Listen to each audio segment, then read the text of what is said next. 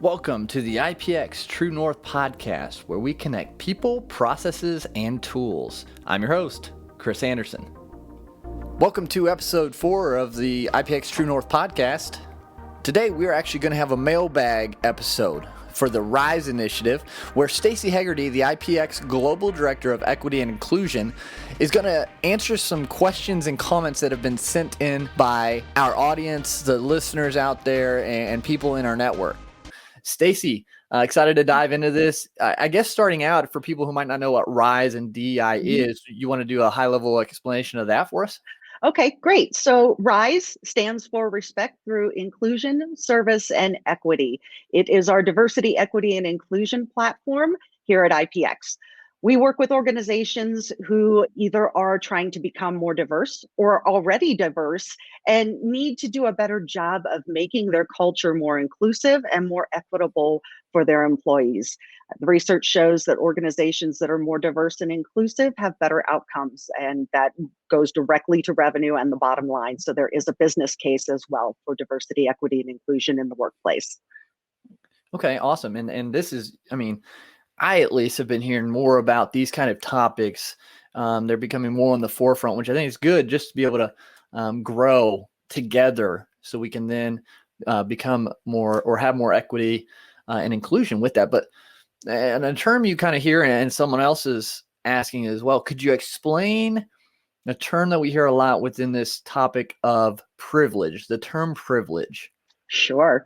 So most frequently we hear privilege prefaced by white privilege. And a lot of times people get very prickly about that. It's an uncomfortable term. And what people are sometimes making the connection to in their head is privilege, meaning that they've had everything handed to them and life has not been difficult. In this context, that is not what the word privilege means. What privilege means is that it's not a problem for you. So in the case of white privilege, rarely if ever is being white an obstacle to overcome. That doors aren't closed to you based on the fact that you're white. There's also privilege in being a man. So there are definitely obstacles that women and non-binary people face that men simply do not face. It's not an obstacle to overcome. So you can think of it, if you don't like the word privilege, because it does have some connotations that for some of us feel a little like, I don't like not having problems. Privilege doesn't mean you don't have problems. It means that you have an advantage that is really unearned. So you didn't choose the color of your skin. You didn't choose to be born heterosexual. All of those things are positions of privilege that don't cause more problems for you than already just exist in everybody's life. Everybody has obstacles, everybody has problems. But if you're white, your race isn't one of them. If you're male, your gender is not typically one of them. Gotcha. Okay. No, that definitely is a good clarification of that word, because I think it can bring such a negative connotation when you hear it. So thank you for answering that one, which then kind of goes into some other words that people might not know the definition of. And one person asks, what does equity really mean? Does it mean equal opportunity or equal income? Or equal outcome? It doesn't really mean either of those things. And equity and equality are often used interchangeably, and they're really not. So equality is that everyone is at the same place. And there are lots of images out there that bring equality and equity together. So for instance, there's one that's very popular out there in the world. I'm sure if you Google equity image, what will come up is this.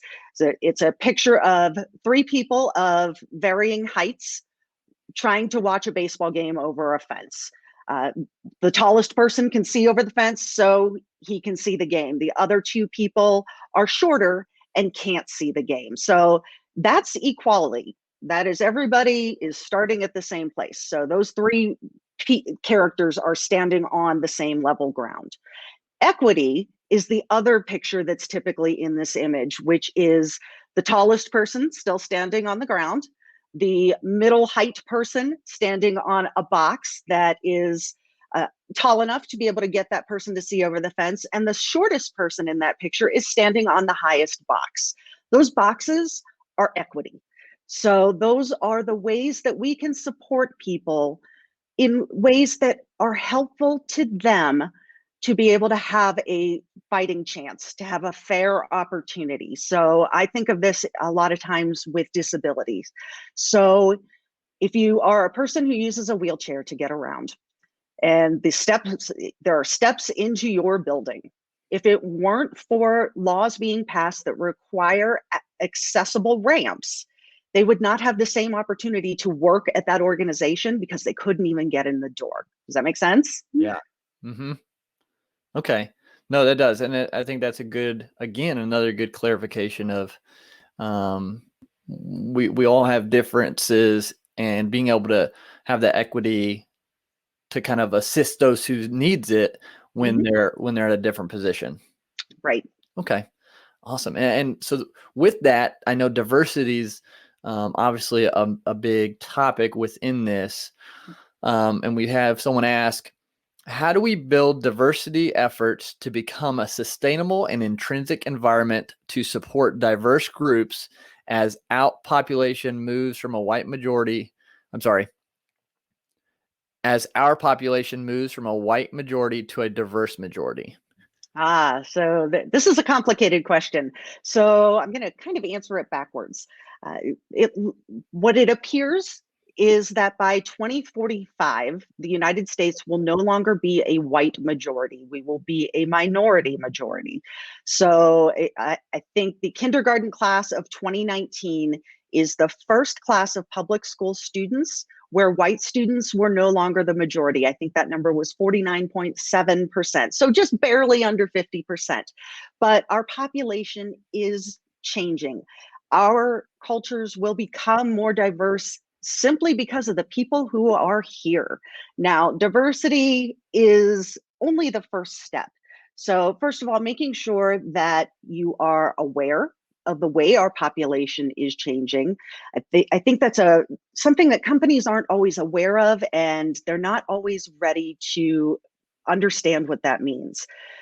So if you currently have a diverse population within your workforce, but it may not necessarily be inclusive. So you may be able to look around and see people who are different than you, or have a conversation with your department and know that people come from different backgrounds. But if we don't find the ways to help people who are different from one another still feel included and important and valued, then the diversity efforts don't really matter. So it can start with the interview process. So when you're sourcing candidates for an open position, how do you go about doing that?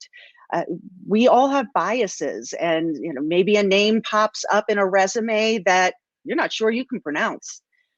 Does that make you put that resume further down the list simply because of that, even though that individual may have a ton to bring to your organization? How are you going about managing succession planning within your organization? Is your entire organization, from the board of directors on down, homogenous? And in the US, that would typically mean white men.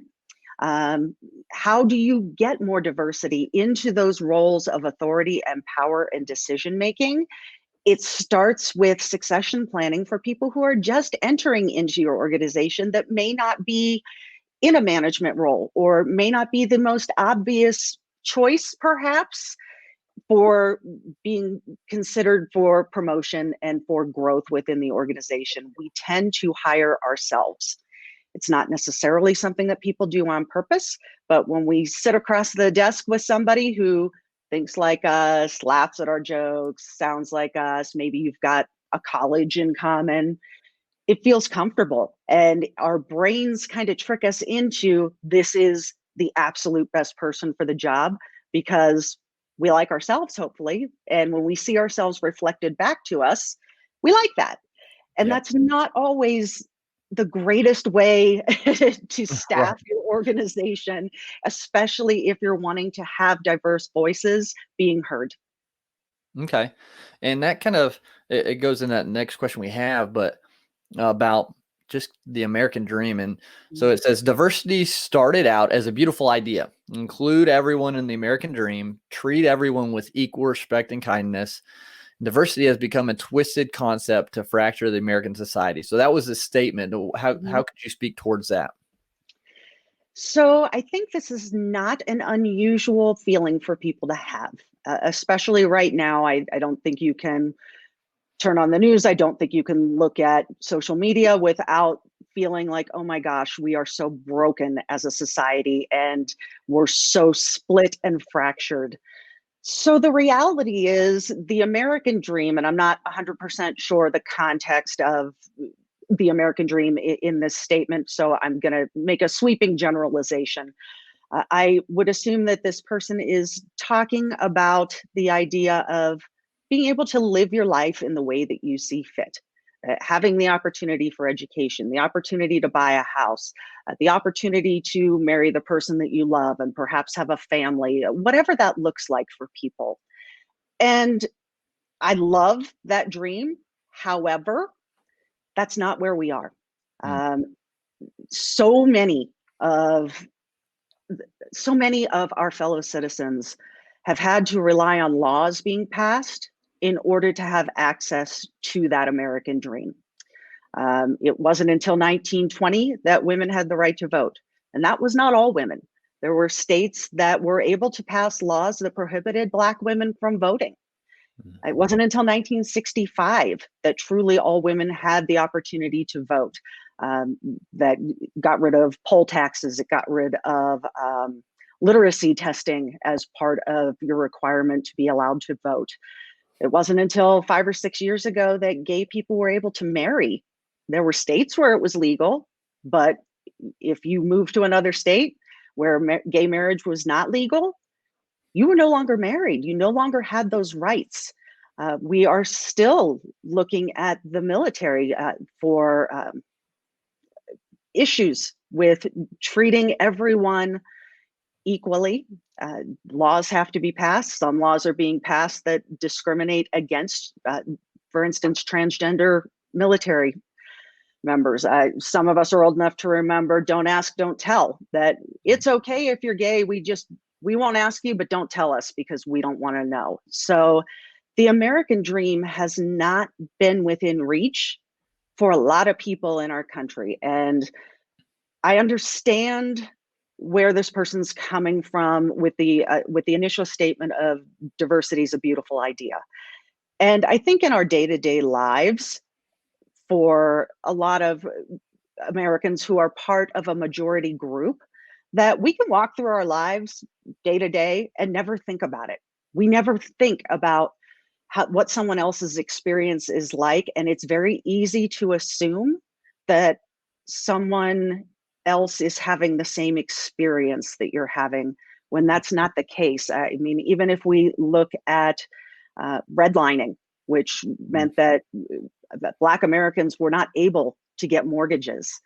They were not able to live in certain areas. They were not able to perhaps live in a district where the public schools were considered better than the public schools in an area where they were permitted to live. We have a lot of systemic issues within our country that still need to be addressed, and those have long-reaching effects. If you think about generational wealth. Now, most of us aren't fortunate enough to come from a family where there is true huge generational wealth and we never have to work again. And right. my parents aren't handing down any sort of estate to me. But that said, my parents own a home.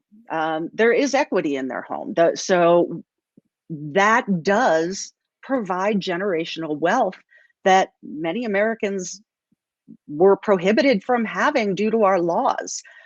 One other thing that I would bring up is when I was born, it was not legal for my mother to have a mortgage, to have a credit card in her name. Wow. She never had a credit report.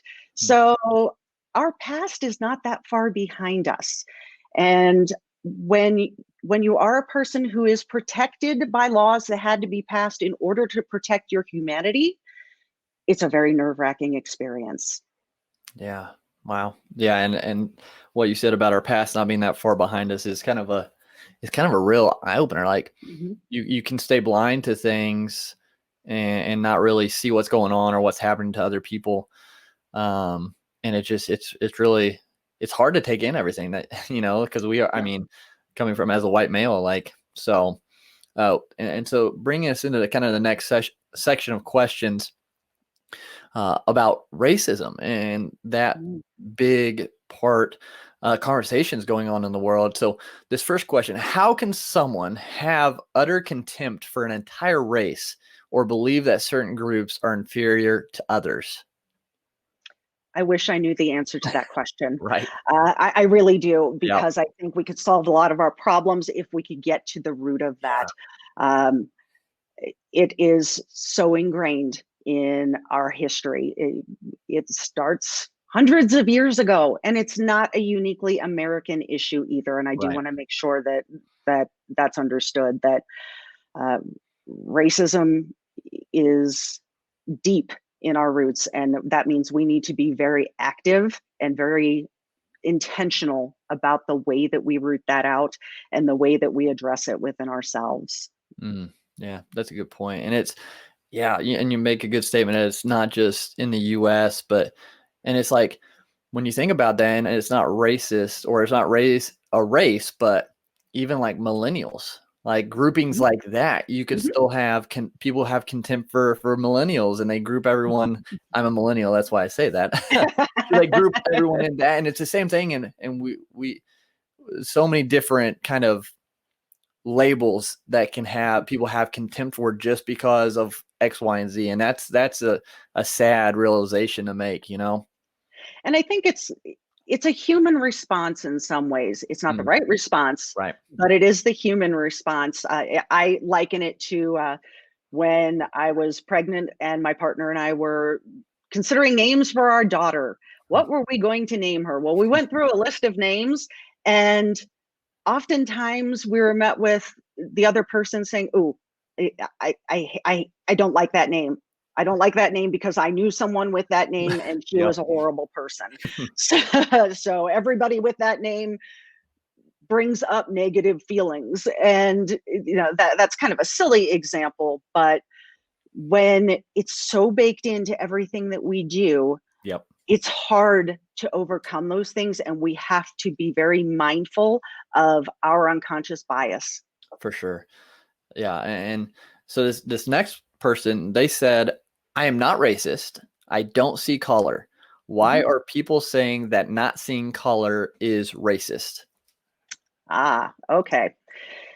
So let me define racism a little Okay. bit Yeah.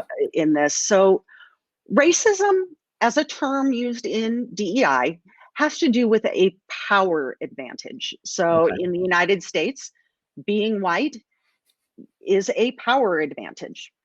Look at who runs our companies, who runs our government, who are the teachers in our schools. So that is a position of power. Prejudice, on the other hand, is not a power position, but it's a discrimination position, if you will. So Okay. anyone can have prejudices, anyone.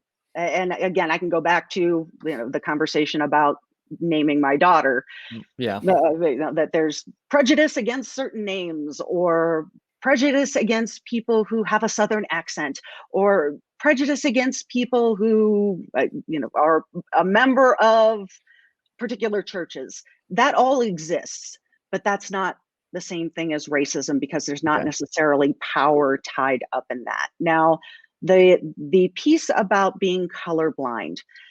So for me, being colorblind means that you're not seeing the full person and not understanding what their experience may be. Because when you're, I'll use an example. So I'm clearly a white woman.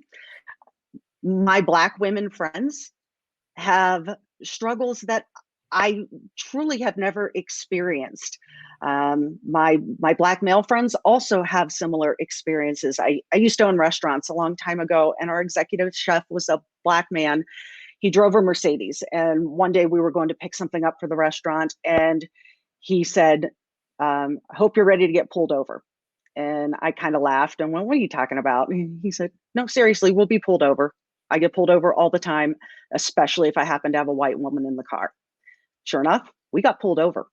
So me not understanding what he was talking about, I was just seeing my friend. I was seeing my colleague. I was not seeing a Black man who might be perceived as a threat, who is assumed to have committed a crime, because how else could he be driving that car? So that is why colorblindness is not necessarily racist in and of itself, but it's not helpful. Okay. So being able to acknowledge the differences, but seeing everyone kind of in their own light, not Right. bringing people down because of their color or any sort of labels type thing. Right. Okay. Yeah. And so you kind of answered that a little bit in this next question, but they said, do you think racial biases are all the same? Racism isn't always a uniquely white thing. So where does it really come from?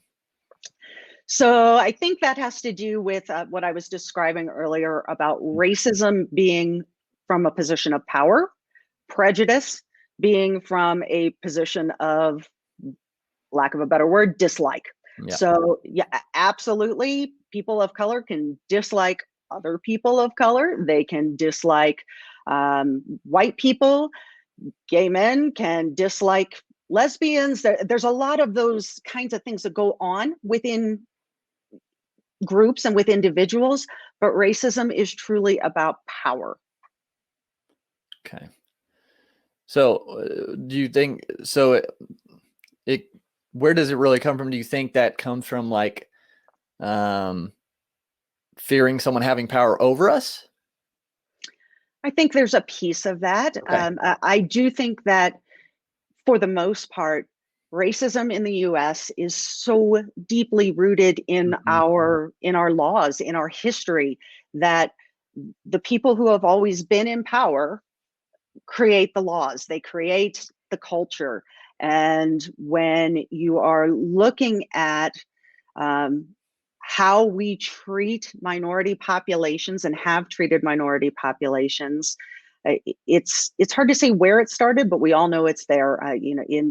If you look back in the 40s, we had internment camps here in the US for Japanese people who may or may not have been American citizens. George Takei talks about it quite a bit, that as a child, he lived in an internment camp. Those are things that in our history really did happen, and we really need to address that and make sure that it doesn't happen again. Definitely. And so this last one within the kind of this category of racism, I really like it because they say, I know I have biases. How can I acknowledge those and intentionally change my way of thinking? I love that question. Yeah. It is all day, every day. It really is. It is reading. It is listening. There are tons of podcasts out there, obviously, lots of books. Even if you just do a quick search every morning before you start work and Google the term diversity, Google the term equity, read one article every day. But we all have biases, and they are so deeply embedded in all of us that it really takes conscious effort to check those biases. And where the problems really come up is when you don't acknowledge that those biases are there, when you don't admit that there are things that come up in your life that you just instinctually have a feeling or a thought about. But if you can check yourself and recognize that, oh, this is just my bias right now talking, you have a better opportunity to be able to be mindful about that and be able to move forward on that. Okay. Yeah, I think that's so true. And you gave some really good examples of how we can move forward and change that way of thinking. And another good one would be even realizing who you're actually following, especially on social media. Do they Mhm. fall into the same kind of quote unquote camp as you're in, or are you reaching out, extending and trying to reach out and connect with people who are outside of what your norm is, so you can Mhm. learn from them as well? That's a point, Chris. Michael Ning, my colleague who you had on the podcast a couple of times, wrote a little blog about beware the echo chamber. And Mm, we don't typically set out to put ourselves in a secluded environment where all we interact with is ourselves, but it happens. And if you're not mindful of it, that will be the way it continues in your life, and you just won't expand out. yep. And when you don't interact with people who are different from you, simply because of the way your life has turned out, first of all, you're missing out on some really great conversations, some really great people, and some really great food. Yeah, You're missing out on an opportunity to start to reprogram that bias that already exists within you. for sure. And I think that might be one of the best ways, is just to start building relationships with people who are different than yourself, because you're going to be able to see and hear stories and actions that you could only get by having those connections. And so Right, right. awesome. Well, moving into kind of the last handful here, going into the topic of assuming, and we all know what happens when we Yeah, assume, but yeah. the first one is, someone said, remember that some people have health conditions or disabilities that may not be obvious. So, Yes. yeah, would you love to speak to that one? I would. So, as with any kind of diversity, there's visible and there's invisible. And probably one of the more sensitive topics is invisible disabilities. Uh, Okay. you can't necessarily hide that you're blind. You can hide that you have dyslexia. Mm, And if you work in an environment where it's not comfortable or safe to ask for assistance, so that there are ways that people with dyslexia can be helped at work. Or what about people who have lupus, which is an exhausting disease for a lot of people?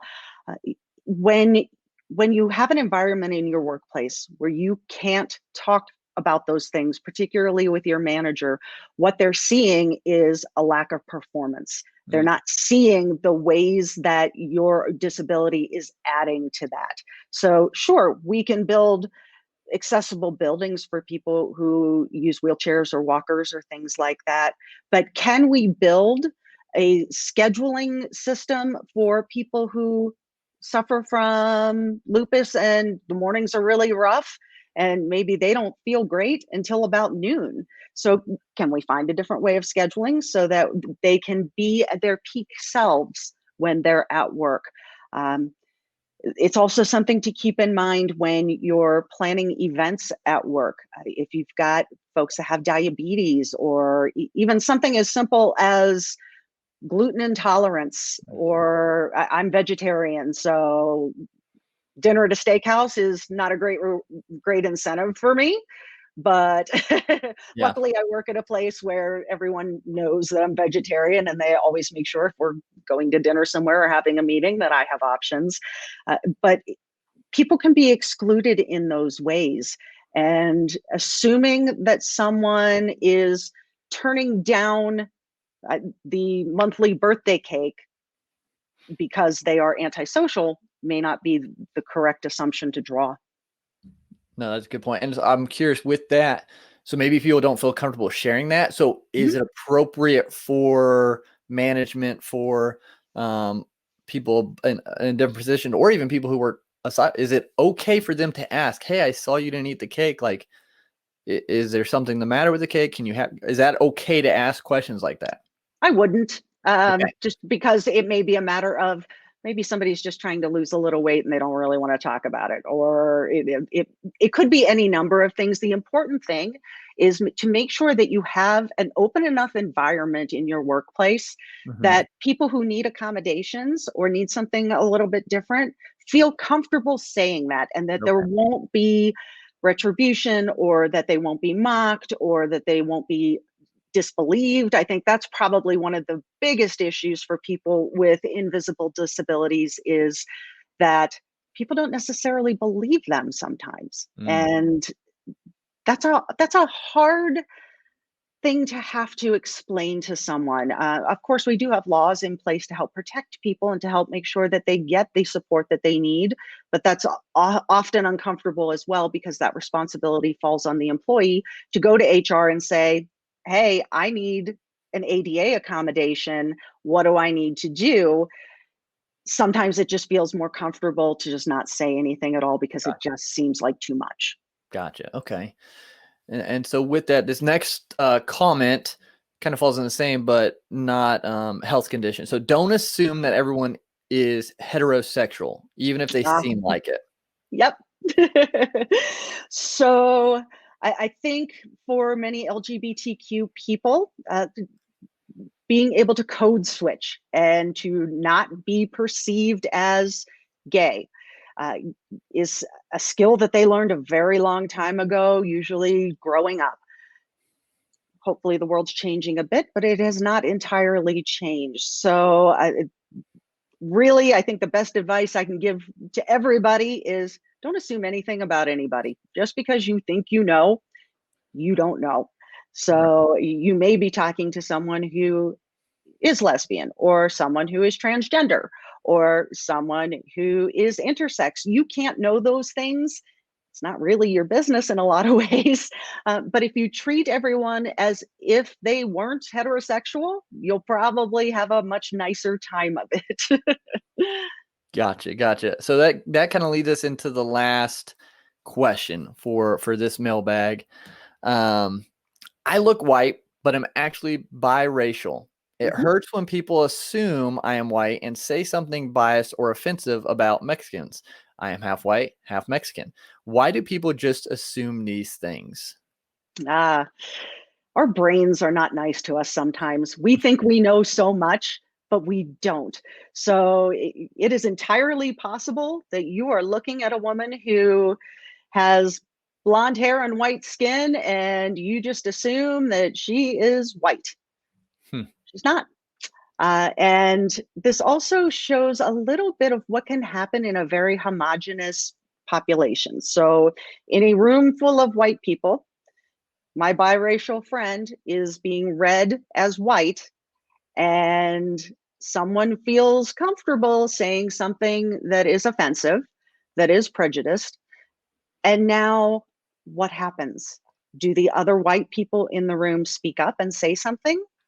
Is it ignored? What happens?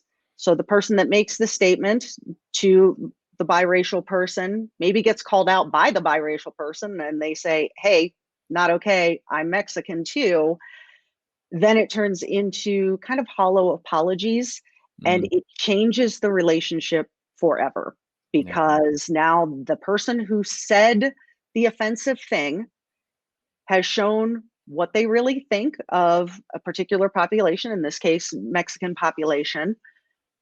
Do you think that the biracial person will ever trust that individual again? Will ever have the same relationship with them again? Right. Uh, and it brings a sense of shame to both parties, and certainly a sense of anger to the biracial person. So again, we're back to stop believing your brain, because you may not be seeing what you think you're seeing. Yeah. Yep. No, I agree. And I think even if you're trying to, you should never, I mean, those shouldn't be jokes, and Right. even if you don't mean it. So, well, Staci, thank you for answering these questions that were sent in. Do you have anything that you want to say closing? This was really fun. I like doing this. This is great. Don't be afraid to ask somebody. So if you do have questions, if you're hearing this podcast for the first time and you're not sure how to reach me, you can reach me at Staci, Staci, at ipxhq.com. I will be happy to answer any questions that you have regarding diversity, equity, and inclusion, because chances are, if you have the question, somebody else does too. Absolutely. Yeah. So again, Staci, thank you for being on the IPX True North podcast again to share and answer these questions. Thanks, Chris.